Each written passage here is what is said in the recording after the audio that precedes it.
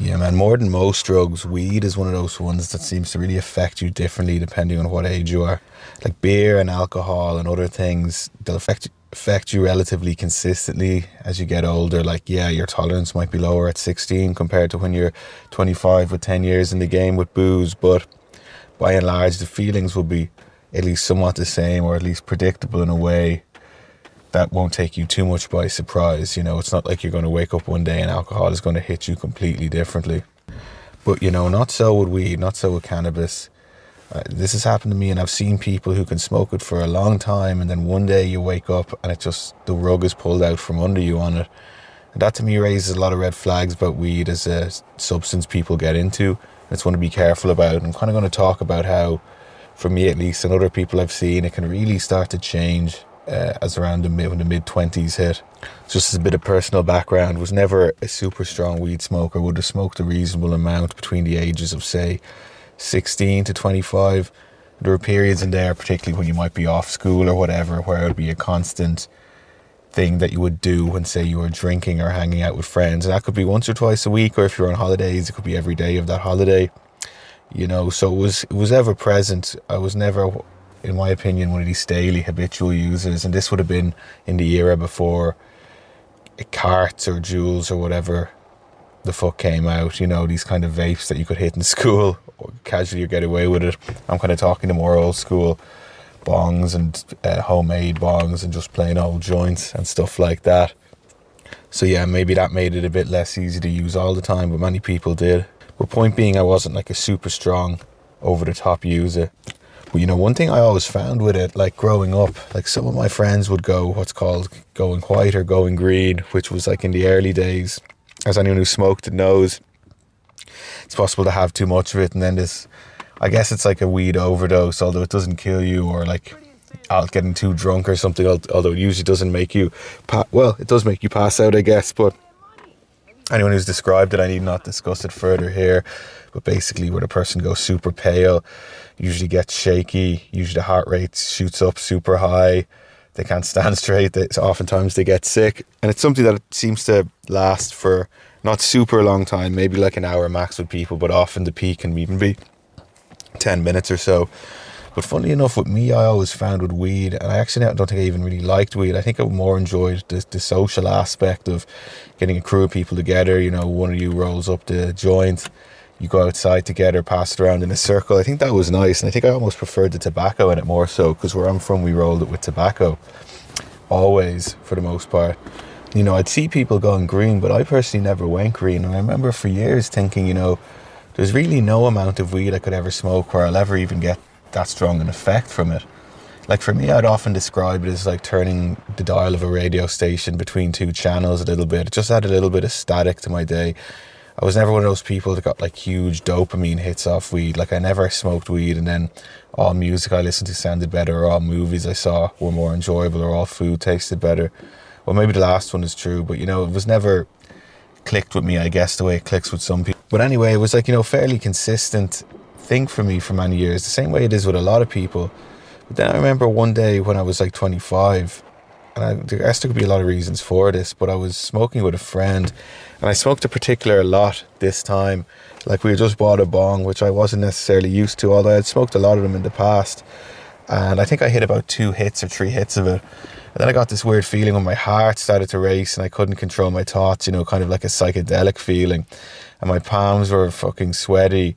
And it was just this horrible feeling of panic and anxiety. And I had to sit down, huge racing thoughts, you know, like a bad trip or something. And it passed, I think, in about 20 minutes, half an hour. But it was just a horrific experience. And it was the first time I'd ever gone white. And I have smoked more weed than that before. Way more than that before, way more consistently. I don't know what it was about then that suddenly it switched on me and I went white. And honestly, I tried numerous more times after that to smoke weed, because it was always kind of a nice casual drug to do in my mind. But every single time I tried, I would just be hit with these waves of anxiety. And actually the anxiety wasn't just during the smoking of weed. It would hit me after. Like I'd nearly have a subtle weed hangover. Like the next day I would just be driving and I'd get this kind of nearly trippy feeling, like I couldn't believe where I was, or I'd feel trapped in the road or something. I'd get to what I now know are kind of like panic attack symptoms. And I actually think going white that time, whatever switch flipped in my head, it nearly opened up an avenue to a lot of feelings of this kind of anxiety or kind of panic response that, to be honest, I never really had before, or never kind of grew up with. And that kind of, quite quickly then, weed started to not really do anything for me. And maybe this was a blessing in disguise, because I pretty much stopped smoking shortly after that. And bar the occasional time I did it in the years since, I never got back into it properly. And actually, I never missed it, which is great, because people who seem to stick with it, it becomes kind of an after work thing. Like, I think the after work beer or two that, you know, maybe our parents' generation had, for a lot of people who still enjoy weed, who get something from it, becomes like the after work joint. Or if you're going on a walk, you have a joint first or whatever. And weed is one of those pernickety kind of pernicious drugs, which it kind of creeps under the skin, and it's very subtle if it suits you, but it can kind of affect all areas of your life quite casually, and before you know it, you're kind of always operating on 50% without even realizing it. It kind of lulls you into that. So in some ways, what happened to me, I see now as a blessing in disguise. The same way I was always somebody who got very bad hangovers, and I always saw getting a bad hangover as I get older. In some ways, it's a blessing in disguise. Where I'm from, they call a person who doesn't get hangovers cursed in some degree, because it means you can just drink alcohol as much as you want and, you know, fuck yourself up. But I always got bad hangovers, which always acted as a natural disincentive to drink a lot of alcohol. Now, it rarely, if ever, worked when something came up, but it did stop me being one of those guys that would drink kind of day in, day out. Even 1 or 2 or 3 drinks, I'll feel it the next day. And I see that kind of behaviour. People who smoke weed doesn't really give that hangover effect that's at least noticeable or tangible to people. So you get people into their 30s who are pretty reasonable, functional people, but who smoke it every day. And it kind of takes the light, takes the sharpness, takes that edge and energy out of them. So definitely looking back, I think I was fortunate this happened when it did. But, you know, in the years since, it was always building up. Like, as a kind of younger millennial, the amount of weed we would have been exposed to growing up in like 2000s era, 90s era comedies and media, it was always shown as a pretty harmless, fun drug that was kind of promoted above, say, alcohol in many cases. Like, I'm thinking of like the Harold and Kumar, you know, the first one of that's a great movie. Then you have your Pineapple Expresses and, you know, 1,000 other ones. Seth Rogen has a lot to answer for in terms of the whole weed thing that went on in the 2000s and 90s. And back then, you know, and everywhere in the Western world, it was pretty much illegal. It was still kind of cool to smoke it and to get it. It was still kind of rebellious and edgy, which, you know, it's the kind of thing you and your friends would put a bit of money together to get, like a 25 bag, as we call it, or, you know, €50 worth, which, you know, in America, that would probably be a lot more than you get where I'm from. But, you know, it had that kind of counterculture edge to it. So it felt kind of cool, and it felt like you were running against the mainstream a bit. And it was still genuinely risky, you know. You had to get it from a drug dealer or whatever. Now you still do. But as we all know now, in the years since it's been decriminalised over the last decade or so, especially in America, from what I gather, just there's been a huge proliferation in weed devices, types of weed you can get, strength of weed you can get for a variety of value, you know, for pretty good value, it seems, in most cases, and ways you can use that never existed before. I'm thinking these like special dabs and stuff like that. So, and they're finding out ways you can get high that basically wouldn't have existed to people in the past, with weed stronger than it was ever accessible by people in the past. At the same time, it's never been a more socially acceptable, over-the-counter, vatable drug, you know. So it's, in some ways, to me, it's been a bit of a recipe for disaster, and I think people are waking up to that.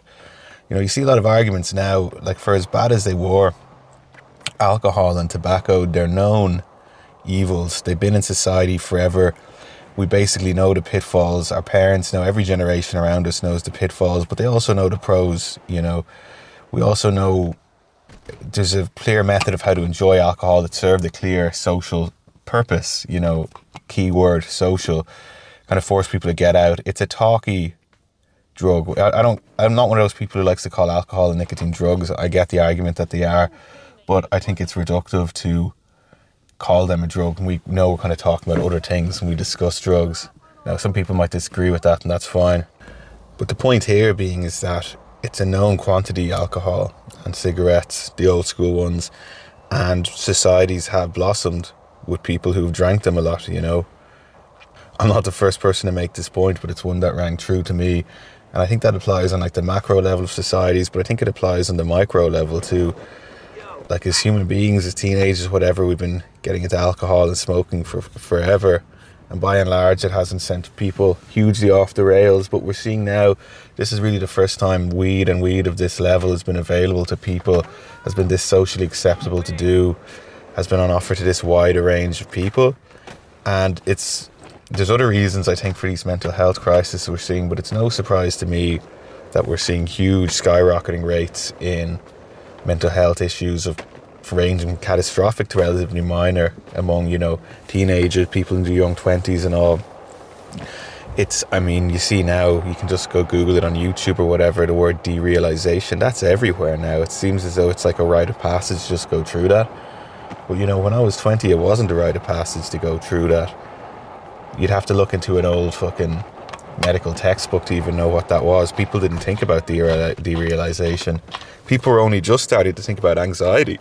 And that was really something I think that came in with phone use. Of course, these things existed, but they weren't really at the forefront of public consciousness because people, of course, everyone deals with elements of these, but they weren't so significant that they were, part of the daily conversation. It wasn't expected that your average person had these issues that they had to grapple with on the daily. That would be considered someone who was saying had an issue, Whereas now it's almost seems like it's par for the course, for younger people to have these things constantly ongoing. And as I said, I experienced a bit of it in my mid-20s when I was kind of finally getting hit hard by weed. And maybe that was coupled with a few other things. Maybe it was increased phone use along the same time, lower tolerance for stress, EMFs, 5G towers, fluoride in the water, I don't know, take your pick. I'm kind of speaking tongue-in-cheek here, but my point is that the amount of stresses we're exposed to is enormous now, I think, in the kind of day-to-day sense that we really just didn't have to put up with even 15, 12 years ago. And I wonder if it is a lot of the kind of mental health decline associated with that too. And maybe that's a different video. This video is talking about weed here, but weed, I think, is definitely tied in with one of them. I think there should be a lot of caution exercised around it. I think it's probably cooler and better for people just not to get into weed anymore. And I actually have noticed a bit of a pushback against it. Like from what I see online, and with younger people, of course, weed is used, but I think it's becoming something that maybe is considered less cool, or there isn't this big drive to do it. I don't think a movie that promoted weed as being really cool, the likes of what you'd see even up to 2015 or something. I'm thinking of that really awful Wiz Khalifa movie with Snoop Dogg, but that's, I think that was more 2012, and that was kind of a, not your average run-of-the-mill movie like that anyway. I guess that one's kind of grandfathered in with Snoop Dogg. But there's less of that. It seems like there's less of a push. Maybe there's less of a push because there doesn't need to be a push anymore. It's already everywhere in society. But I like to think maybe the tides are turning on it. And I think that's a good idea. I don't like the idea of young people smoking weed now. And I think we were kind of caught by that. And I'm kind of feel fortunate that my age group may have missed the absolute nuclear bomb tier impact of modern weed, decriminalized strains and technology, because I just worry for people's brains who are hitting dabs daily from a young age. There's no way that's good for you. And with all the talk of mental health and stuff like that, it's yeah, taking it easy is good, but maybe just not fucking smoking weed is good. Maybe putting the bong down, putting the cart down, putting the blunt down, if you even smoke blunts anymore. Certainly put the edibles down. Just not a cool thing. Maybe sneak out with your friends and have a six-pack instead, maybe have a couple beers on a Friday. Maybe have a few cigs after the pub when your girlfriend isn't looking, or hey, maybe have them with your girlfriend, whatever. But something to think about weed. Something that it's in its own way, it gets under the skin of people, it touches people. It's something, comes in like a kitten, but it can hit people like a tiger, so tread warily would be my lesson to myself when it comes to weed. I'd certainly be interested in anyone's thoughts on that. Peace.